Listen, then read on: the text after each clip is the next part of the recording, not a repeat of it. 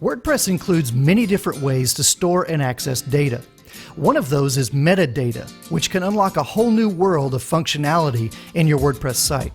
In just a few steps, you can do some pretty amazing things with metadata. So, what is metadata? Well, in short, metadata is extra information that's saved to a post, a page, or a custom post type. Now, by default, WordPress provides us with fields like the title, the post editor, categories, tags, the featured image, excerpt, and more. Once custom fields is checked in the Screen Options tab, you'll find a new module just underneath the post editor. This is where we can enter virtually any type of data, and then we can display this data within our theme template.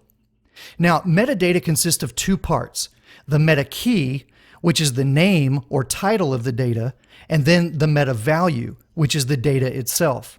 So for example, if you wanted to share your mood in a blog post, you might enter a key of mood with a value of happy. On this demo site, our fictitious company manufactures rocket-powered products. This is an example of one of those products. So let's create a new meta key that will display the price of this product. I'll begin by creating a new key called price. Next, I'll enter the price in the meta value field and then click the button to add and save this new custom field. And now we can delete or edit our newly created custom field. Also, you only need to create a new key once. After it's created the first time, it'll appear in a drop-down list of keys for use in every other post. So now that we've saved our metadata, we need to go modify our theme file in order to actually display this new data. Whenever a single post is displayed on our site, WordPress looks for a theme file called single.php.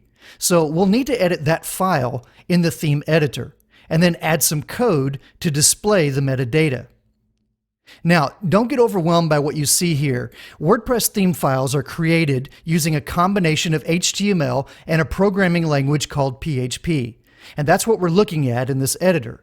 And we'll need to create a tiny bit of PHP code in order to retrieve and display our metadata. But it's not hard, and I'll move through it slowly.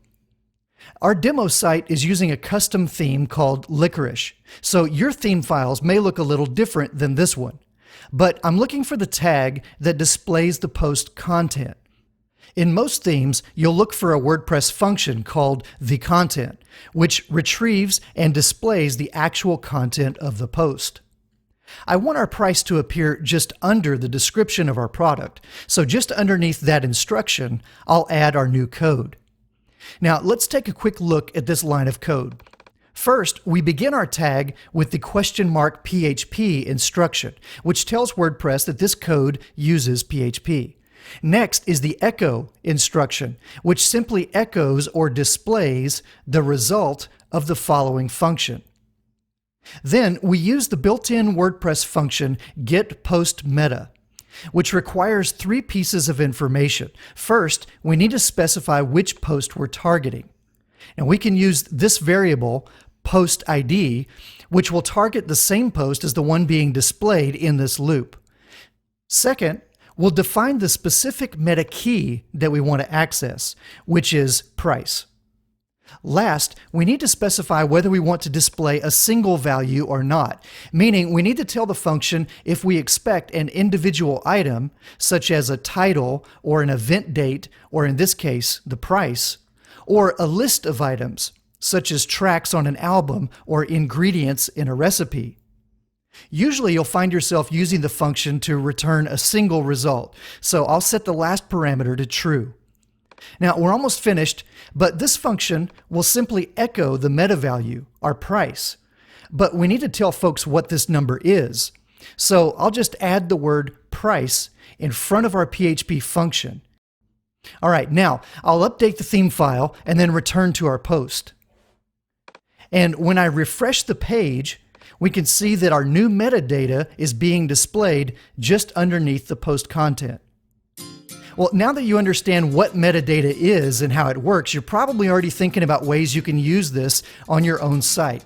In addition to the official documentation on the WordPress Codex, you might also find the ebook Meta Valuables by Clark Wimberly to be really helpful. It's full of real-world examples, code samples, and lots of quick tips that will get you up and running in no time.